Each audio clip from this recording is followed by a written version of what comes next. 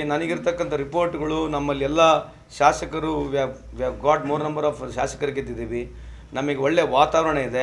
ಅಲ್ಗುರಣ್ಣ 2 ಬಾರಿ ಇಲ್ಲಿ ಶಾಸಕರಾಗಿ ಕೆಲಸ ಮಾಡಿದ್ದಾರೆ. ವಿಠಲ್ ಸಾಹೇಬ್ರಿದ್ದಾರೆ, ಎಂ ಬಿ ಪಾಟೀಲ್ ಸಾಹೇಬ್ರಿದ್ದಾರೆ. ನಮ್ಮ ಪಕ್ಷದ ಎಲ್ಲ ಮುಖಂಡರುಗಳು ಒಗ್ಗಟ್ಟಾಗಿ ಕೆಲಸ ಮಾಡ್ತಿದ್ದೀವಿ.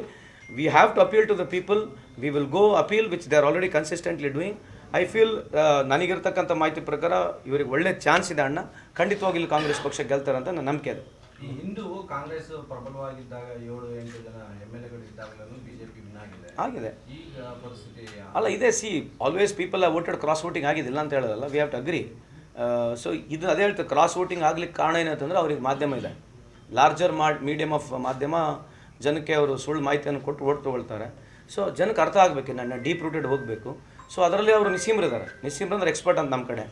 ಸೊ ಎಕ್ಸ್ಪರ್ಟ್ ಏನಂತಂದ್ರೆ ಹಿಂಗೆ ಸುಳ್ಳು ಹೇಳೋದು, ಯಾರ ಕೈಲಿ ಒಂದು ಹೇಳ್ಸೋದು, ಹೇಳಿದ್ನ 10 ಸಲ ಹೇಳ್ಸೋದು, ಸಣ್ಣ ವಿಷಯ ಇಂಟರ್ನ್ಯಾಷನಲ್ ಒಯ್ದು ಬಿಡೋದು.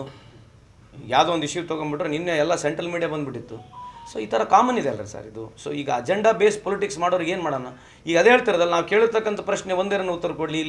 ಇಲ್ಲಿ ಅವ್ರು ಸಂಸದರು 6 ಟೈಮ್ ಇದ್ದಾರೆ. ಯಾವುದು ಜಿಗಜಣಗಿ ಸಾಹೇಬರು ಈ ಪ್ರಧಾನಮಂತ್ರಿ ಆವಾಸ್ ಮನೆಗಳು ಎಷ್ಟು ಬಂದವು ಅಂತ ಹೇಳ್ಬಿಡ್ಲಿ, ಅಥವಾ ಫಾರ್ಮರ್ಸಿಗೆ ಕಳೆದ 10 ವರ್ಷ ಎಷ್ಟು ಅನುಕೂಲ ಆಗೈತೆ, ಅವ್ರಿಗೆ ಎಷ್ಟು ರಿಲೀಫ್ ಸಿಕ್ಕೈತೆ. ಪಾಪ ಫಾರ್ಮರ್ ಕಟ್ಟಿರ್ತಕ್ಕಂಥ ಇನ್ಶೂರೆನ್ಸ್ಗೆ, ಟೋಟಲ್ ಇನ್ಶೂರೆನ್ಸ್ಗೆ ಎಷ್ಟು ದುಡ್ಡು ಬಂದಂತ ಇವೆರಡೇ ಪ್ರಶ್ನೆ ಹೇಳ್ಬಿಡಲಿ, ಬೇರೆ ಏನು ಬೇಡ.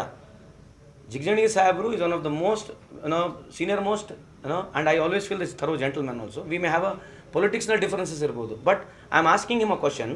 ಲಾಸ್ಟ್ 10 years ಮೋದಿ ಸರ್ಕಾರ ಬಂದ ಮೇಲೆ ಬಿಜಾಪುರ ಅಷ್ಟೇ, ಇಡೀ ಕರ್ನಾಟಕ ಬಿಜಾಪುರ್ಗೆ ಅಷ್ಟೇ ತೊಗೊಳ, ಫಾರ್ಮರ್ಸ್ ಕಟ್ಟಿರ್ತಕ್ಕಂಥ ಇನ್ಶೂರೆನ್ಸಿಗೆ ಎಷ್ಟು ಕ್ಲೇಮ್ ಬಂದಿದೆ ಕೇಳ್ರಿ ಅವ್ರಿಗೆ.